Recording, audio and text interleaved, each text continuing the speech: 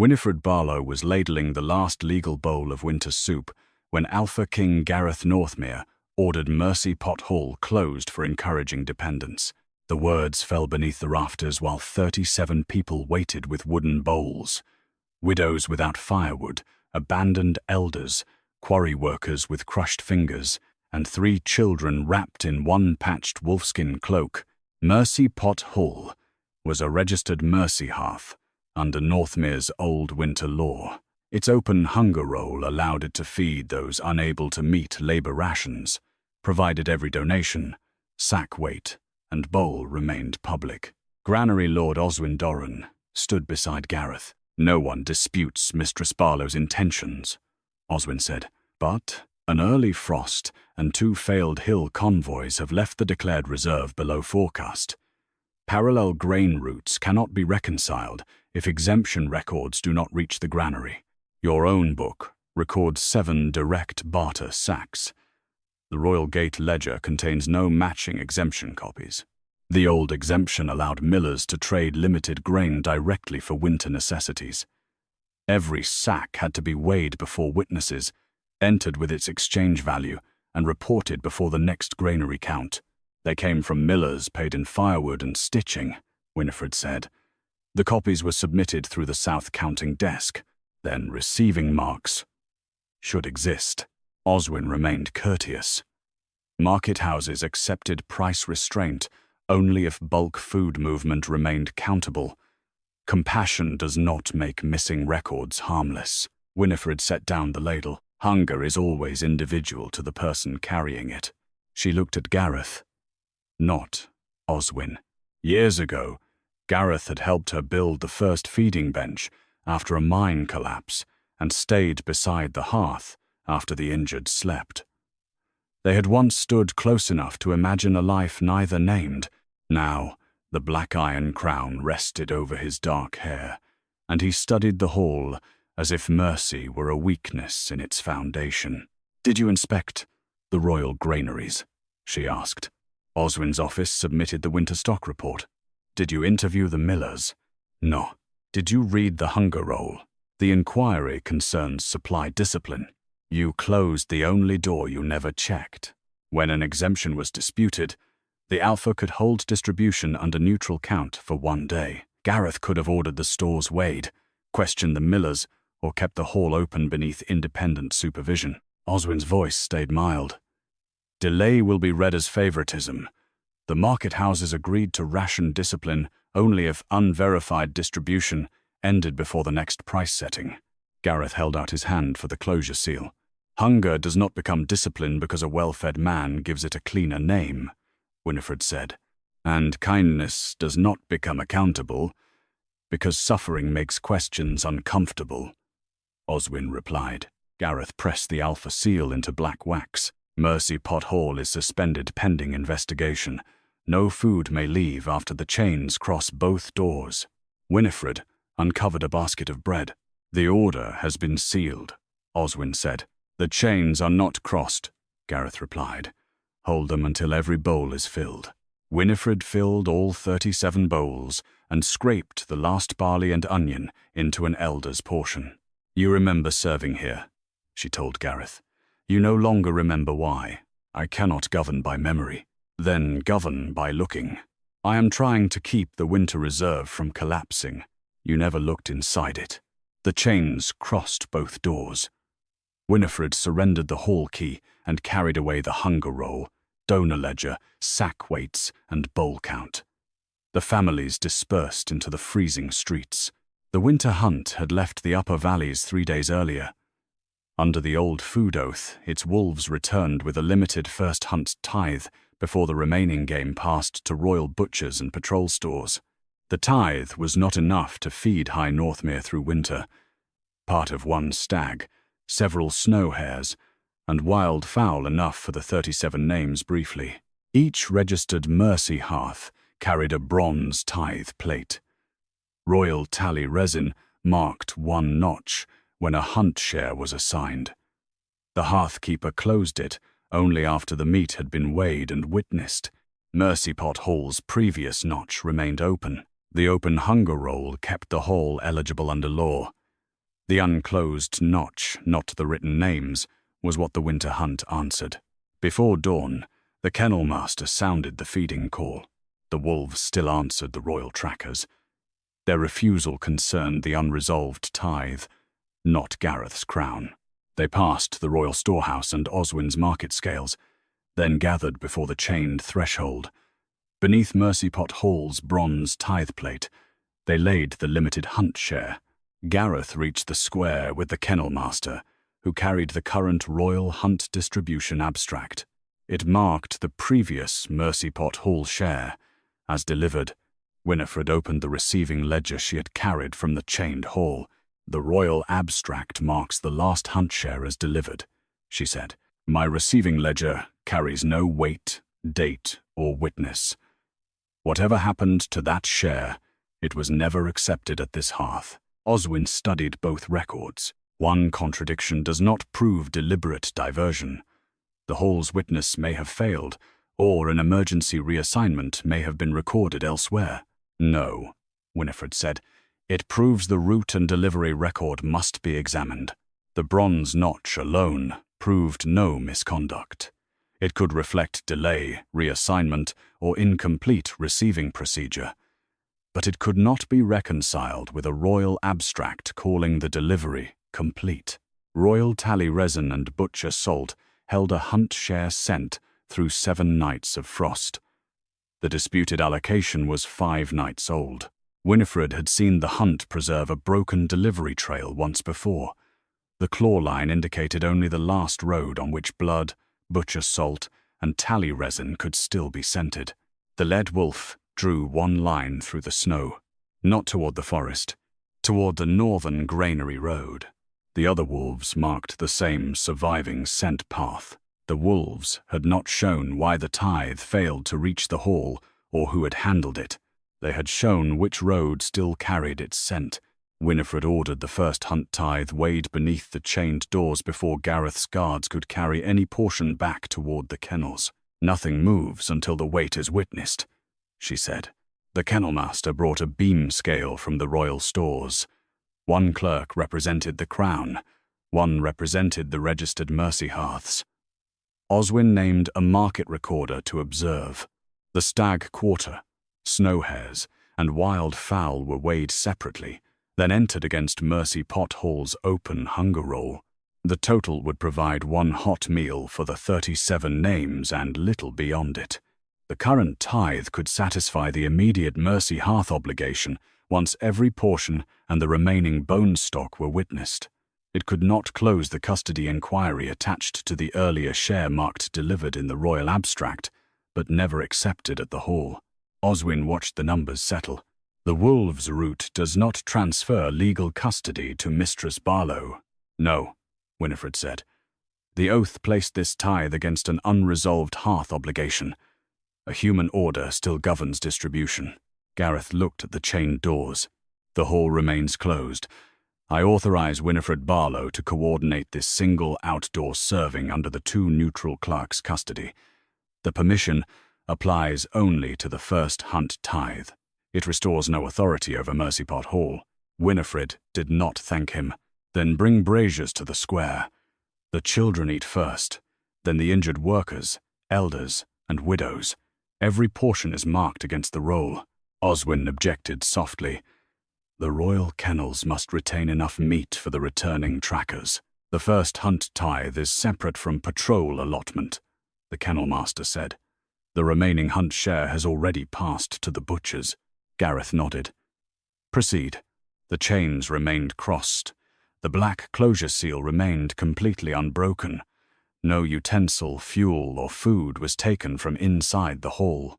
Winifred directed tables beneath the eaves and had the meat cut into measured portions. The current serving was entered by weight, recipient count, and remaining bone stock. When the final bowl was witnessed, the Mercy Hearth recorder closed the current food obligation line and opened a separate custody exception for the previous missing share. Winifred's temporary authority ended with the last portion. The winter hunt wolves remained with the royal trackers beyond the square. They marked no second route. Oswin held out his hand for the royal hunt distribution abstract. It is a Crown record.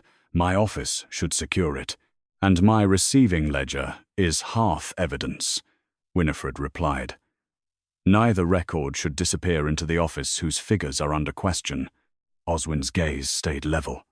You accuse my office while denying accusation. I am refusing sole custody. That is not the same thing. Gareth ordered the same process for both records. The royal abstract and Winifred's receiving ledger were copied beneath the three witnesses. Their authenticated comparison copies entered a double-locked evidence case. The original abstract returned to the royal archivist. Winifred retained her original ledger beneath a tamper cord recorded by both clerks. The initial claw direction was mapped before traffic erased it. Royal trackers followed butcher salt and tally resin along the northern road. The trace ended near the first stone bridge, where sand spread after freezing rain had disturbed the road surface. They could record direction and distance, but not the vehicle that had carried the scent.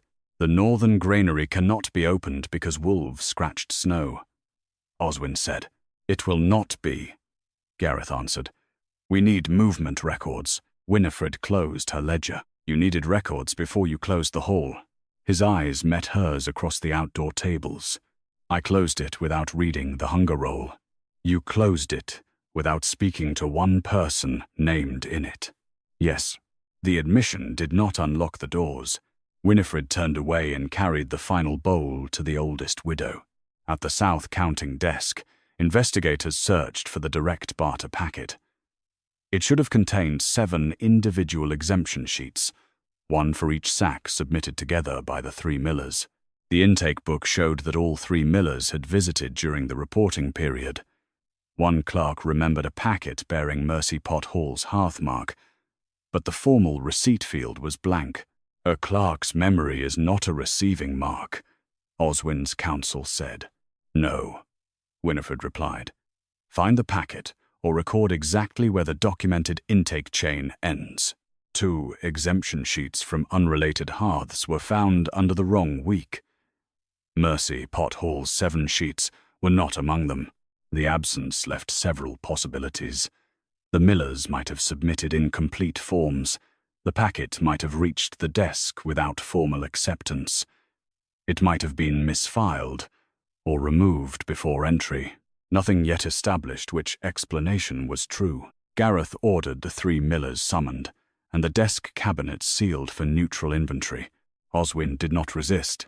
An audit protects my office as much as hers, he said.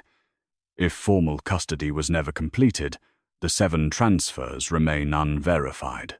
Then the audit will show that, Gareth replied. Beyond the first stone bridge, scent could carry the inquiry no farther. Toll books, sled permits, kennel schedules, granary arrival records and axle slips had to continue it. By late afternoon, 3 unscheduled royal food sleds appeared in the northern route ledger. Each had travelled toward the granary on a night when no delivery was listed. Each was recorded as returning empty. The bridge scale recorded cargo separately from the registered team, driver, and standard sled frame. Outbound and return slips for the same sled could therefore be compared within a narrow tolerance. The first 2 slips remained within empty load variants. The third used the same sled number, registered team, driver credential, and bridge scale on both journeys. Its return slip listed no passenger, repair load, replacement harness, feed sacks, or weather allowance. The excess exceeded the scale's accepted variance. The sled had returned to High Northmere, carrying something the route ledger did not name. Winifred requested the third sled's driver credential before anyone converted unexplained weight into stolen grain. The outbound and return slips were removed from the bridge book under 3 signatures and sealed in separate sleeves. Both carried the same sled number, registered team, route category, and route office credential. Not a driver's personal name. Oswin examined the certified copies without touching them. Royal food sleds often move under office credentials, so relief teams may change drivers without delaying cargo. Then the credential proves that the sled moved under a recognized office authorization, Winifred said. It does not prove who presented it or whether the bearer was entitled to use it. Gareth stood behind the neutral recorder. "I authorize the closure now under review. I will preserve records and enforce custody rulings. I will not direct testimony that may justify my own decision." Winifred gave him no praise for accepting a necessary limit. The stable master produced the harness book. The third sled had left with its usual 2-horse team. A night groom remembered fastening the traces, but the driver wore a root hood against the snow. "Did you see a face?" the neutral clerk asked. "No." Recognized the voice. Low and muffled. I could not swear to man or woman. "Was there a movement token? A brass root token carrying the correct office number, winter stamp, and night bell notch?" The token appeared valid for the shift, but identified neither bearer nor source. At the end of every night shift, the stable clerk counted returned tokens before sealing the return box. That morning's sheet listed this token as outstanding, and the box seal remained intact until the next authorized count.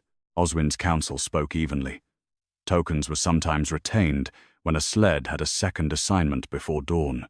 "Enter that as a possibility," Winifred said, "not as proof the second assignment existed." The missing token could mean lawful retention, delayed return, error, loss, or unauthorized use. It named no driver. The third sled was examined in the lower yard. Before any residue was collected, the neutral recorder measured the frame and wheels. The left rear rim carried a flattened section and a narrow outward chip. The defect, axle spacing, and wheel width were entered under 3 signatures. Frozen debris clung to the plank seams. Neutral collectors separated grain dust, butcher salt, charcoal flakes, stone grit, and ordinary road mud. A clerk lifted the grain sample. "This may indicate grain among the sled's recent loads." "A food sled carries grain often," Winifred said. "One residue cannot name one journey. The butcher salt might have come from lawful kennel transport or the unresolved hunt share. Charcoal could come from a heated warehouse, cookhouse, smithyard, or brazier load. The stone grit matched several northern lanes. No trace identified the return cargo. The northern granary arrival ledger listed no unscheduled sled that night. Its gatewatch recorded no opening between midnight and dawn. Oswin looked toward Gareth. "That supports the granary." "It supports no recorded arrival," Winifred said. "The sled may have stopped before the gate, or the route entry may be wrong." "Yes," Oswin replied, "which is why the granary should not be condemned by absence alone." The first Stonebridge toll-keeper was questioned next. He remembered the third sled because one horse slipped near the marker post. The team continued north and returned before dawn. "Did it reach the granary?" the clerk asked. "It took the granary road." That was not the question. The keeper rubbed his thumb along the table edge. "Past the bridge, it turned at the old market fork. The fork served a charcoal yard, 2 leased warehouses, a cooper's shed, and an access lane that rejoined the northern road. The keeper had not followed it. Once, Gareth had trusted Winifred's judgment before a seal confirmed it. She returned her attention to the evidence. While the route team mapped the fork, the 3 millers appeared separately at the south counting desk. The first had supplied 2 sacks for split firewood. The second supplied 3 for winter mending. The third supplied 2 after Mercy Pot-Hall cared for his injured mother. All 7 sacks had been weighed publicly at the hall. "Who carried the exemption packet?" the neutral clerk asked. "We brought the 7 sheets together beneath one hearth cover," the eldest miller said. "To whom did you give it?" "A clerk at the south desk." "I did not know her name." The second miller remembered the clerk pressing the packet beneath an intake stone. The third remembered being told the receipt mark would be added after the noon count. None had received a stamped copy. Oswin remained calm. "Their testimony supports physical delivery to the desk. It does not establish formal acceptance into granary custody." "No," Winifred said, "but 3 separate witnesses place the packet there, record where the formal intake chain ends." The neutral clerk entered the corroborated submission and the missing receipt without deciding what happened afterward. Mercy Pot Hall remained chained.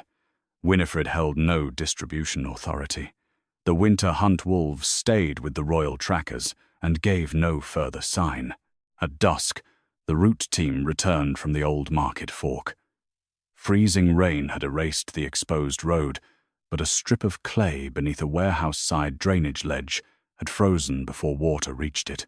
4 repeated impressions carried the axle spacing and wheel width recorded in the yard. Each showed the same flattened break and outward chip on the left rear rim. Together, they curved from the market fork into the rear service lane. The impressions did not establish where the sled stopped, whether it entered a loading bay or whether anything had been unloaded. The lane served more than one rear property. The nearest loading doors belonged to a warehouse leased by a winter trade cooperative. That cooperative held a seat on Oswin Dorran's Winter Price Council. Winifred asked the neutral recorder to seal the rear lane before political association became a warrant to search the warehouse. 4 posts were driven into the frozen clay around the preserved wheel impressions. The cooperative's loading doors remained closed. No guard crossed the lease line. Oswin arrived with a warehouse steward and a legal clerk. "A seat on my price council is not grounds to enter private storage," he said. "No," Winifred replied. "Neither are wheel marks in a shared lane." The lane served the cooperative warehouse, a cooper's rear shed, and a charcoal store with a common turning space. Lease maps showed the matching impressions curving nearest the cooperative doors, but the final visible track ended 12 feet before the loading threshold. It did not prove the sled entered. Gareth ordered the lane preserved and all 3 property holders notified. He did not authorize a search. "We request records first," the neutral recorder said. "Night access, loading weights, lease boundaries, and inventory movement." The cooperative retained counsel and produced its books under protest. "We received lawful winter goods that night," its steward said. "Lamp oil, salt fish, and wool blankets. None required a royal food sled." "Then your records should separate them," Winifred said. The night access log showed 2 ordinary carts before midnight and 1 after midnight delivery, entered only as emergency winter stock. No sled number, driver name, cargo class, or personal recipient appeared beside it. The warehouse scale was inspected before its book was compared with the bridge slips. Its beam had been certified 6 days earlier and remained within accepted variance. The bridge scale recorded a calculated net load, the recorder explained. It deducted the registered sled frame, team, driver allowance, and standard harness. The warehouse beam measured goods after unloading. Its clerk recorded net delivery weight after subtracting standard rope, boards, canvas, and wrapping tear. The disputed entry used the standard allowance. It listed no unusual crate, barrel, equipment load, or additional tear. After both certified margins were applied, the after-midnight weight fell within the same permitted range as the 3rd sled's unexplained net return load. The figures were compatible, not identical. The difference could be packing, handling loss, or scale variance, the recorder said. This does not establish vehicle, cargo, sender, or recipient. The page entered divided custody. The route token issue register was opened next. 3 relief drivers had been eligible to use the route office credential that night. 1 driver's register placed him on a southern medicine route. A 2nd was assigned to kennel duty. Neither assignment had been tested against continuous witnesses, full travel times, or the possibility that the token changed hands. The 3rd was listed as available, but had no personal movement entry. Oswin looked toward Winifred.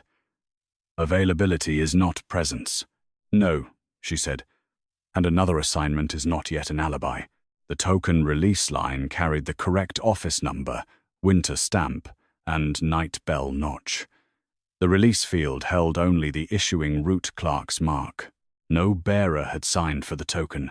A margin note read, "Retained for possible 2nd assignment."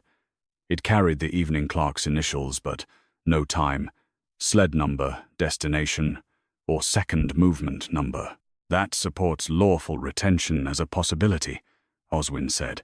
It preserves it, Winifred answered. It does not prove the second assignment happened. The register did not identify who received the brass token or whether one person held it throughout the night.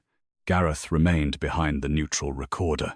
Who controlled the route desk after midnight? He asked. 2 clerks worked the evening count, the recorder answered.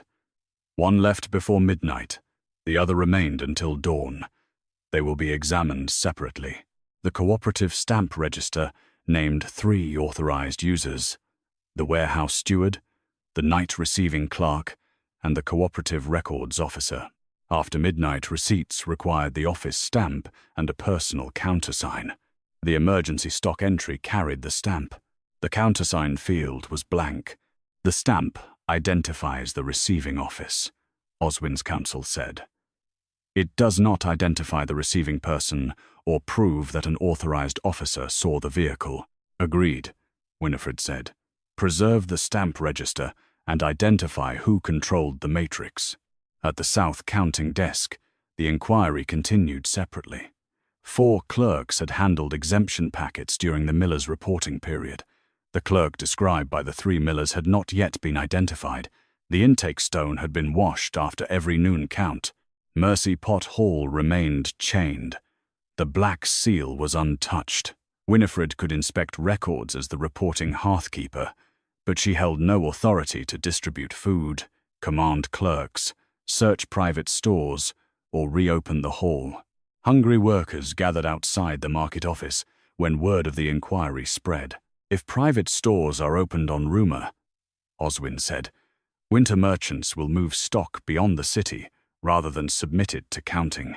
And if political standing blocks examination, Winifred answered, every missing delivery becomes someone else's hunger. I closed the hall before testing either danger, Gareth said. No one answered him. The cooperative inventory was checked before any search authority was considered. Lamp oil, saltfish, and wool blankets were supported by supplier records. The emergency winter stock entry had no invoice attached. An invoice may be in the Price Council packet, filed with a consolidated purchase or awaiting submission, Oswin said. Do not turn absence into proof. The neutral recorder requested the council packet under divided custody. Near dusk, the warehouse loading book was reopened beside the 3rd sled's axle slips.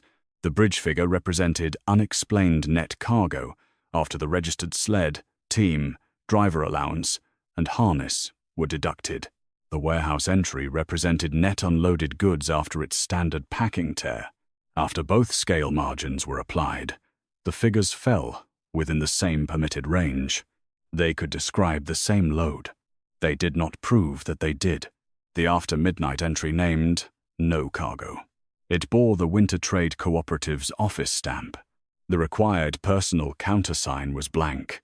No supplier invoice had yet been found. The Price Council packet arrived under divided seal before the market bells opened. The neutral recorder placed it between the cooperative ledger and the 3rd sled's axle slips. Oswin stood with counsel. Winifred remained on the witness side of the table, still barred from Mercy Pot Hall and from any authority over winter distribution. Gareth stayed behind the recorder. The packet is opened for invoice comparison only, she said. No unrelated price contracts enter this inquiry. Oswin inclined his head. Agreed. Inside lay fuel contracts, salt fish purchases, blanket orders, and one invoice marked emergency winter stock. The document carried the same cooperative office number as the after midnight warehouse entry. It also named a legitimate northern supplier. The cargo description read mixed preserved provisions. No grain class, hunt share, sled number, or Mercy hearth mark appeared. Winifred read the line twice. That could cover food, Gareth said. It could cover several kinds of food, she answered. It does not identify the 3rd sled's load. Oswin's counsel pointed to the supplier seal. The missing invoice exists. That weakens any claim that the warehouse concealed an undocumented delivery. It confirms that an invoice was placed in the council packet, Winifred said. We still test whether it matches the warehouse entry. The cooperative stamp register was examined first. The warehouse steward had used the stamp before sunset on 2 lawful receipts. The cooperative records officer had signed it into the lockbox at dusk. The night receiving clerk was listed as holding the box key after midnight. Each was questioned separately. The steward denied returning after dark. 2 market porters placed him at a council supper, but neither remained with him for the entire evening. The records officer had signed a blanket receipt before leaving. Her departure was supported by the gate clock, though no witness followed her beyond the market square. The night clerk admitted opening the stamp box for the emergency stock entry. The recorder asked, "I stamped the office line from a delivery slip left beneath the scale book. Did you see the vehicle?" "No." "Did you see the goods?" "No." "Why is the personal countersign blank?" The receiving officer was supposed to complete it at morning count. "Who was that?" "I was not told." Oswin remained calm. "Then the stamp may record paperwork transmitted after delivery rather than physical receipt by the clerk." "Yes," Winifred said, "and it still does not identify who accepted the goods." The warehouse remained unsearched. At the root desk, the evening clerk authenticated the margin note about a possible second assignment. "I wrote it when the token did not return by the last bell." "Who requested retention?" the neutral recorder asked. A voice from behind the service screen. "Did you recognize it?" "No." "Did you issue a second movement slip?" "No." "I was told the destination would be entered at dawn." It never was. The 3 eligible relief drivers were checked against time rather than assignment labels. The Southern Medicine driver had been witnessed at 2-way stations, but a gap remained between his return and sunrise. The kennel duty driver appeared in feeding records before midnight, and again after dawn, leaving several unverified hours. The 3rd driver had no movement entry and denied receiving the route token. None could be excluded completely, nor did the evidence prove that any of them had driven the sled. A valid office token could have been carried by someone outside the relief list. The South Counting Desk inquiry remained separate. 2 desk clerks confirmed that exemption packets were sometimes held beneath the intake stone until noon count. 1 remembered the 3 millers waiting together. Neither could identify who moved their hearth packet afterward. The documented chain now reached the South Desk. It still did not reach formal receipt. By midday, Oswin prepared to issue the scheduled winter price increase. "The declared reserve remains below forecast," he said.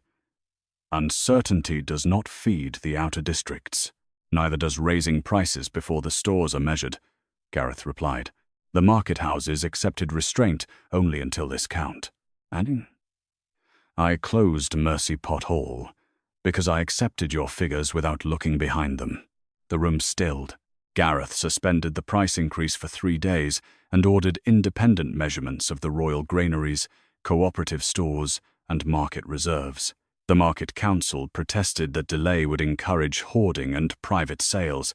"Then record the cost against my authority," Gareth said. "Not against the people already missing meals." It was the first decision of his regret that threatened his political support. Winifred did not thank him. "The hall remains closed," she said. "Yes, and 3 days of restraint do not return the meals already lost." "No." The supplier was contacted through a neutral trade clerk. Its retained invoice copy arrived near dusk, with the supplier's seal intact. The issuer, date, and invoice number matched the council copy. The cargo description did not. The council packet listed mixed preserved provisions delivered to the cooperative warehouse. The supplier's retained copy listed sealed winter stock assigned to a northern relay store. The delivery weights were different. Both documents carried the same invoice number. The neutral recorder froze every document tied to the duplicated invoice number before either office could amend its books. The council copy and the supplier's retained copy were placed side by side beneath divided custody. Their issuer, date, and seal matched. Their cargo descriptions, weights, and destinations did not. Oswin studied both without reaching for either. "A copied invoice may have been corrected after dispatch," he said. "Until the issue sequence is established, neither version outranks the other." "Then establish the sequence." Winifred replied. And do not let the word corrected decide which one changed. The supplier's bound invoice book carried a pressed counterfoil matching its retained copy. Sealed winter stock, assigned to a northern relay store. The council version had been written on the same numbered form, but the paper bore a later market office watermark. The neutral recorder entered the limit carefully. The supplier copy appears earlier in the document chain. That does not identify who produced the later version or why. The contradiction, combined with the compatible weight entry and missing personal countersign, supported a narrow search warrant. It covered only the after-midnight lot, its receiving space, and records connected to that invoice. The cooperative retained counsel. Oswin remained Granary Lord.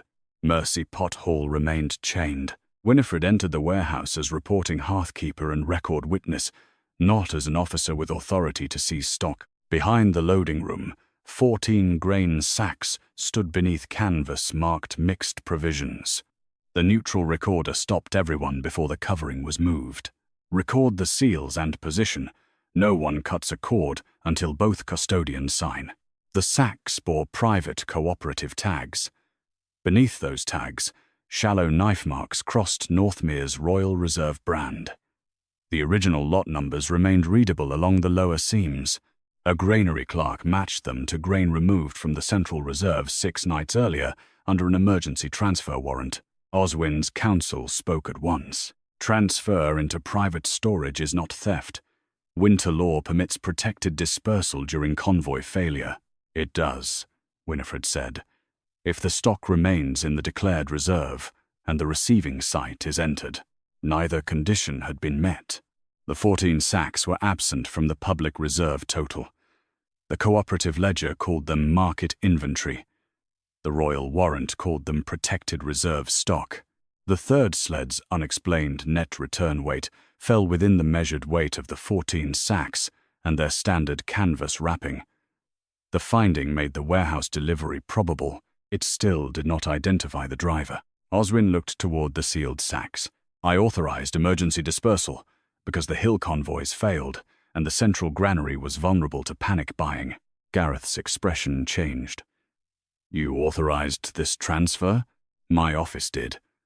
Under my personal reserve warrant, and excluded it from the declared stock. I permitted temporary market classification. Grain hidden from public count cannot be rushed, stolen, or politically promised before winter demand is known. Winifred turned toward him. You lowered the declared reserve with food that still existed, then used the shortage to justify higher prices and close the hearth feeding those priced out. I used market restraint to prevent total depletion. You made hunger look like proof your policy was necessary. The warehouse inventory opened the wider chain. 11 similar emergency warrants had moved royal grain into leased private stores over 2 winters. Every lot remained legally Crown-owned when transferred. After reclassification, none appeared in the reserve totals Gareth had reviewed before closing Mercy Pothall. Independent measurements found the central granary below forecast. They also found that the missing difference had not vanished. It had been moved off the public count. Gareth ordered every emergency warrant, lease, and price recommendation sealed. He suspended Oswin's authority to approve new reserve transfers but did not remove him before the full record was examined. You knew I would rely on the declared number, Gareth said. I knew the Crown required stable markets. You gave me a number made smaller by your own transfers, and you chose to act on it without inspection, Winifred said. Gareth faced her. Yes, his admission did not open Mercy Pothall or feed the people who had gone without. The neutral recorder traced the oldest warrant in the series.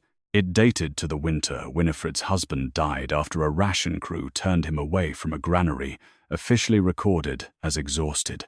His ration appeal had been filed 2 days before his death and rejected under the same exhausted reserve code. The private lease annex contained no household distribution entry. It could not prove that any particular sack would have reached him. It proved that Northmere still held public grain while telling its hungry workers there was none to release. Winifred's hands went still on the receiving ledger. That year's public reserve report showed nothing left after the second freeze. The private lease annex told another story. 32 royal grain sacks had been held in market storage, 3 streets from the ration line. The transfer warrant carried Oswin Dorran's personal granary seal. The discovery of 32 royal grain sacks from the winter Winifred's husband died did not reopen Mercy Pot Hall. By morning, Gareth had enough evidence to suspend the closure order. He brought the hall key to Winifred beneath the black sealed doors, while clerks measured the newly recovered stock under neutral custody. Mercy Pot Hall may resume emergency service, he said. The closure is lifted pending final judgment. Winifred looked at the key in his hand. Under whose grain authority? Dueños. Until a new distribution order is written. Then the same office that called my records untrustworthy would still decide what reaches the pot. Oswin's transfer authority is suspended. He remains Granary Lord. For now. That is not an answer hungry people can eat. Gareth lowered the key slightly.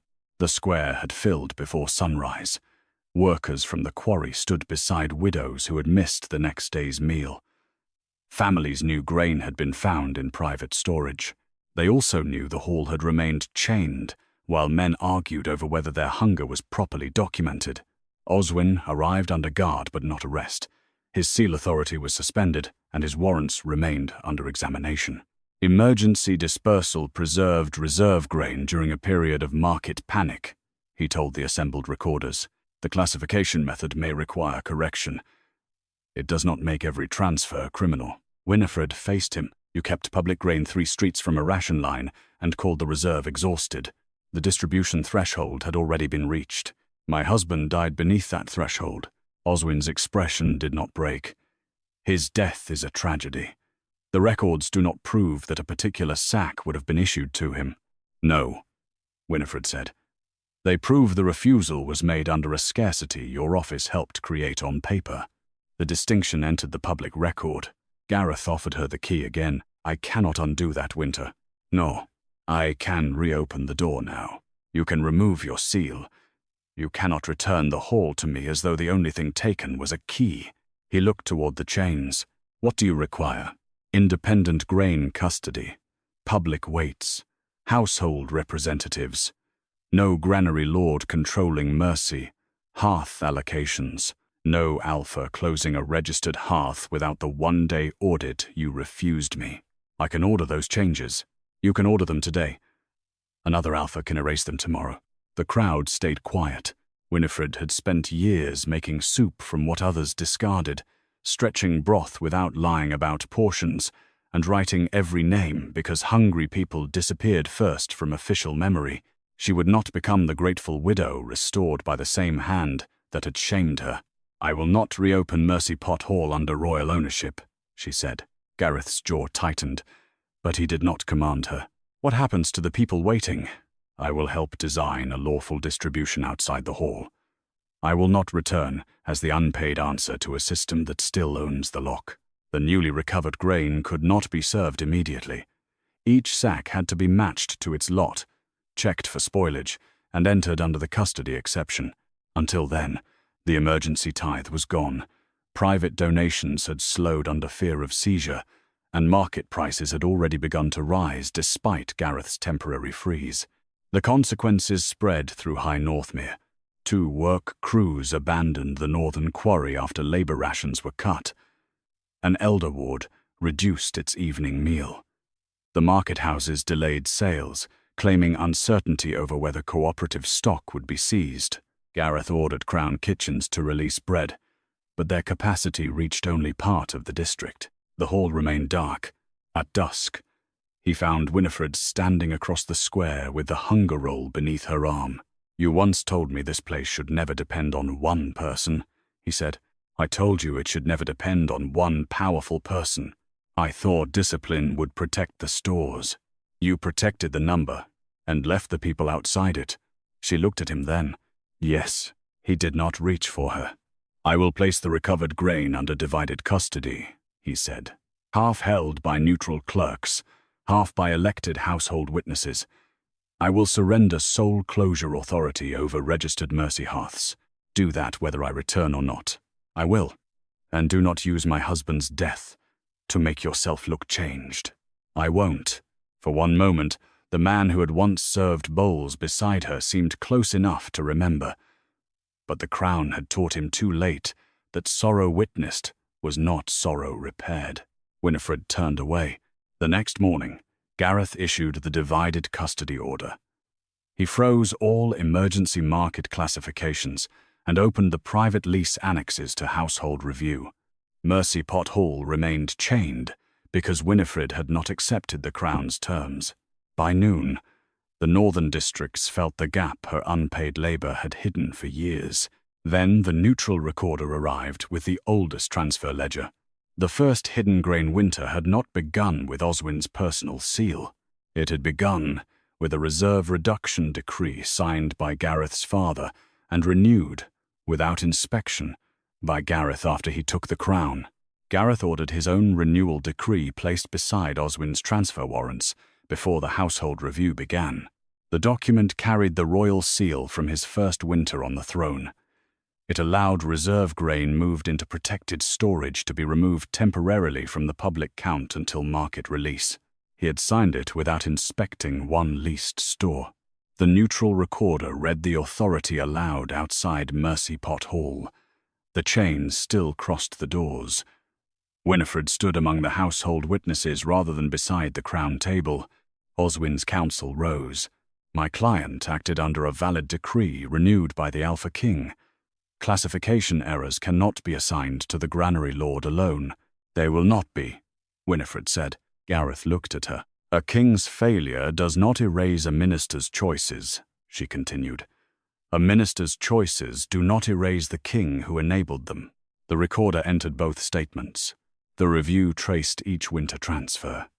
Oswin's office had selected private stores, approved temporary market classification, and recommended price increases from reduced public totals. Gareth had received those totals and renewed the decree each year. No document showed him the households turned away. No law had prevented him from asking. The household witnesses spoke one at a time. A quarry widow described cutting one loaf into 6 suppers. An elder named the week his ward stopped serving evening broth.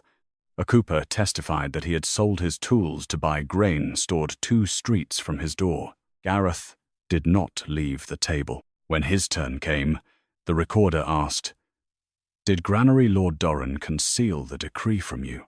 "No." "Did he prevent you from inspecting transferred stores?" "No." "Did you know private transfers were excluded from the declared reserve?" "I knew the decree allowed it. I did not ask how much had been excluded." "Why not?" "Because I accepted the reserve total as discipline instead of asking what it cost." Oswin remained composed. "The crown demanded stability. I provided it." Winifred opened the oldest hunger roll. "You provided stable prices for people who could still buy." The rest became evidence that Mercy had failed. The system preserved stock through 2 winters. It preserved ownership, she said, not equal access. The review found that some transferred grain had prevented spoilage and convoy loss. Those transfers were entered as lawful protective moves, but 9 price recommendations relied on figures excluding Crown-owned grain already inside High Northmere. 3 increased market rates within days of those transfers. Oswin objected. Grain withheld for later winter remains unavailable for immediate distribution. Then declare it as withheld Crown stock, Winifred said. Do not remove it from the number used to judge whether people deserve food. Gareth issued no ruling from the witness chair. He placed his closure seal, the reserve reduction decree, and the Royal Grain Authority on the recorder's table. I closed Mercy Pot Hall without reading its hunger roll. I renewed this decree without inspecting the stores it removed from public count. I allowed one Crown office to define reserve, price, and mercy eligibility from the same number. The square remained silent. I surrender sole Crown control over winter grain classification and registered hearth closure. Until permanent law is written, no reserve transfer, price order, or mercy hearth suspension will stand without household and neutral countersign. Oswin turned toward him. You are dismantling command during an active shortage. I am dividing the authority that created it. You are yielding the crown to a crowd. No, Gareth said. I am returning evidence to the people who carry the consequence. Winifred watched him place the royal grain signet into divided custody. It was not forgiveness, but it was the first thing he had surrendered, that power could not quietly return the next morning. The temporary council ordered every royal and leased store weighed publicly. Household delegates received equal ledger custody. Price increases were frozen until real withheld, and committed stock appeared in separate columns. Oswin remained Granary Lord pending judgment, but lost unilateral control of transfers and pricing recommendations. Mercy Pot Hall remained closed. Gareth approached Winifred after the crowd dispersed. The property deed still names the crown, he said. That is why the key remains in your hand. I can transfer it to an independent hearth trust. You can offer the deed. The households must decide whether they want the burden. And you? I will not be made responsible for repairing your name. I know. She searched his face for the command hidden beneath the answer. There was none. At dusk, the public weighing reached the last private store listed in the oldest lease annex. The doors opened under divided custody.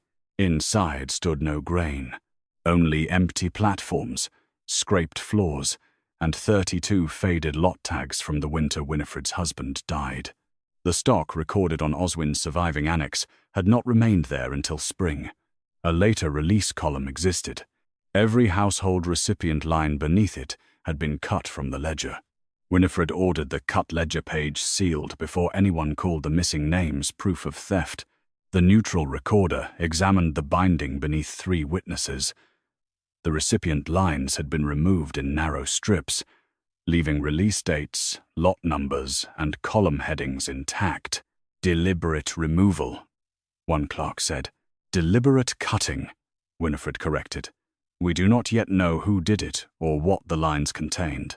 The 32 faded tags were matched to the oldest lease annex.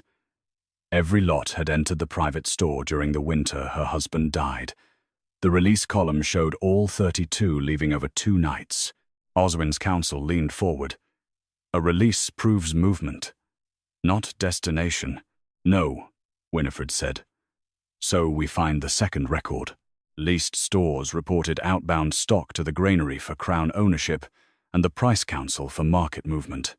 The granary copy had lost its recipient lines. The council's surviving sale register still carried corresponding dates and lot numbers. The neutral recorder opened it under divided custody.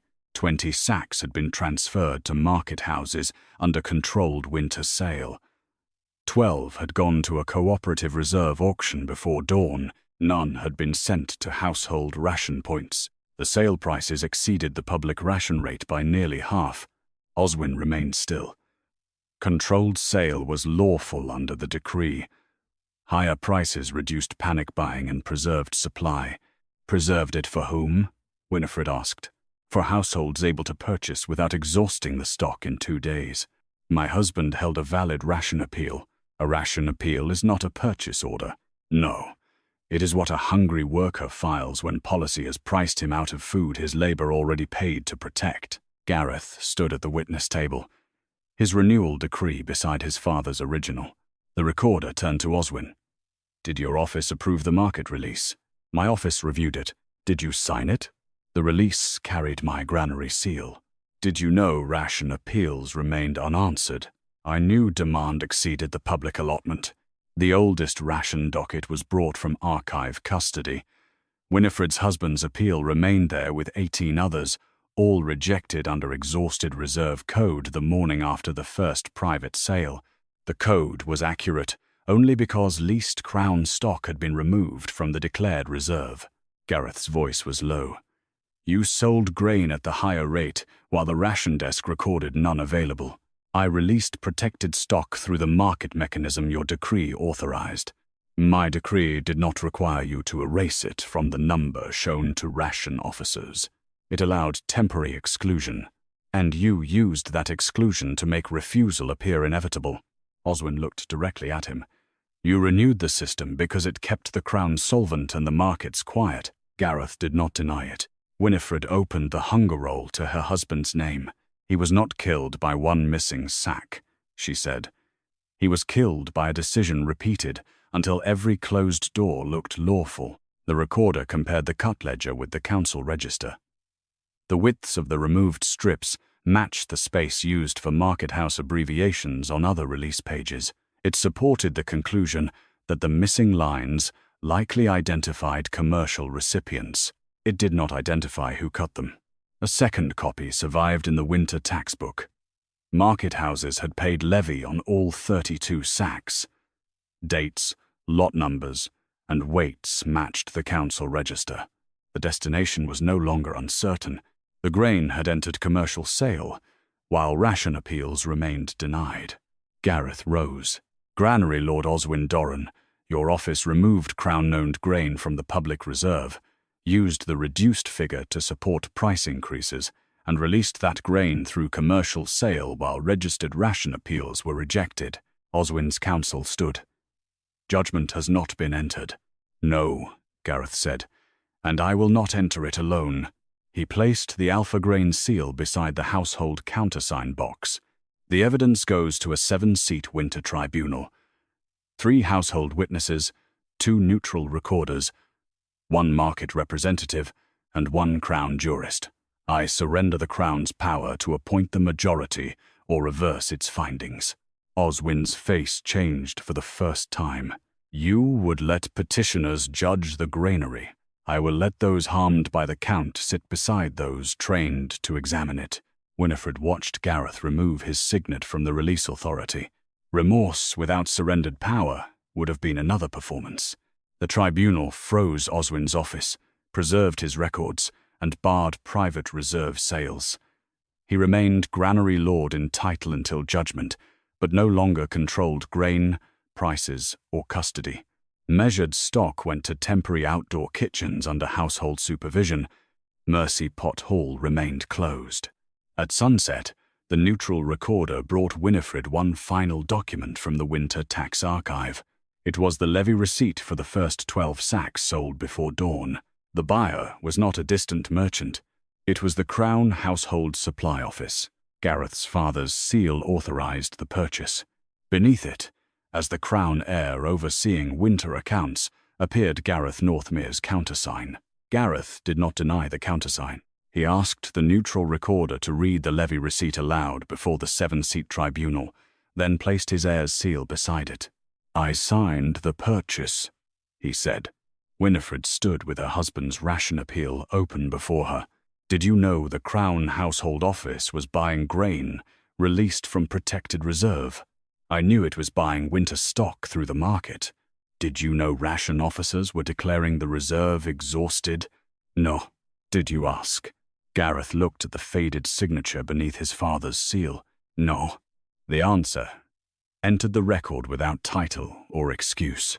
The Crown Household Office had purchased 12 sacks for palace guards, clerks, and winter staff. Its book showed the grain had been consumed lawfully. No evidence proved Gareth knew the sale depended on stock excluded from the public reserve. But his countersign had completed the purchase, while ration appeals remained unanswered. Oswin's counsel seized the distinction. The heir authorized a lawful crown purchase under the same decree now used against my client. Winifred closed the appeal docket. The charge is not that winter policy caused pain. It is whether public grain was hidden from the count, priced through private sale, and withheld from registered need, while officials claimed no reserve remained. The tribunal examined every surviving warrant, sale register, tax receipt, and ration denial. Its judgment took 2 days. Oswin had acted within Gareth's decree when he dispersed grain.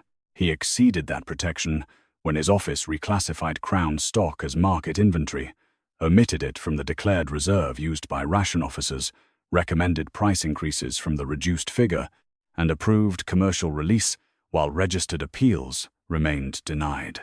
The tribunal removed him as Granary Lord and barred him from Winter Supply Office. It did not call every transfer theft. It called the system an abuse of delegated authority made possible by a Crown decree Gareth had renewed without inspection. Gareth accepted the finding publicly. "My father built the authority," he said before High Northmere. "Oswin used it.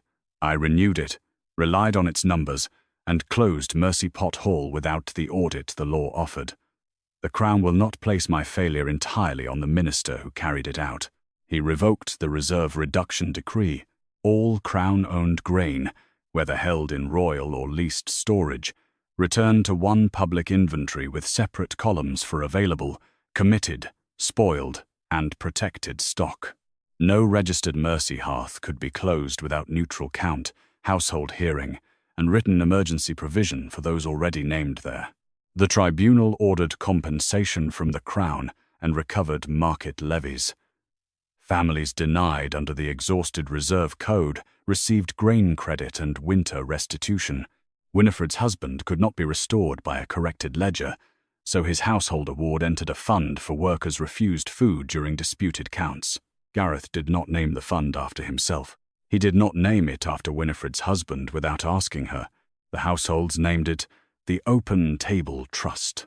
Mercy Pot Hall's Crown deed was transferred to that trust.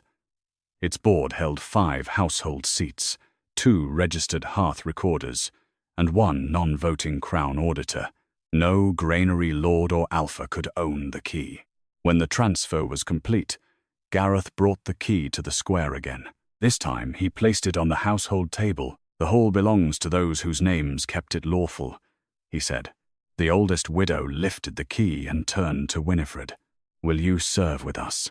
Winifred looked at the black closure seal across the doors, not as the woman expected to repair every failure alone. "No," the widow said. "As one seat among 8. Winifred nodded. Household witnesses removed the chains. The black wax was cut from both doors and entered into the tribunal archive beside Gareth's closure order. Mercy Pot Hall reopened under the Open Table Trust. Winifred held no royal distribution authority. She accepted 1 elected hearth seat and kept the receiving ledger in divided custody. The first meal came from publicly weighed grain, not from a king's private gift. Children ate first, then injured workers, elders, and widows. Gareth worked at the outside weighing table. He carried no seal. When a clerk questioned a figure, he waited for the household recorder's ruling. Weeks passed before Winifred spoke to him without a witness nearby. They stood after dusk beside the bronze tithe plate. Its receiving notch had been properly closed after the next limited hunt share was weighed and signed. "You gave away the power to close this place," she said. "I should never have held it alone. That does not make me trust you. I know. You may spend years doing what should have been done before one winter killed him. I know that too." She studied the man beneath the crown, not searching for innocence. There was none. Only responsibility he had finally chosen to carry, without asking her to lighten it. "I cannot promise you forgiveness," she said. "Then don't. I can promise to watch what you do next." Gareth bowed his head. "That is more than I earned." Winifred returned to the hall. He did not follow until she held the door open. Not for a king. For one more pair of hands willing to work beneath rules neither could quietly change. Inside, 37 bowls waited on the long table. This time, no chain crossed the door.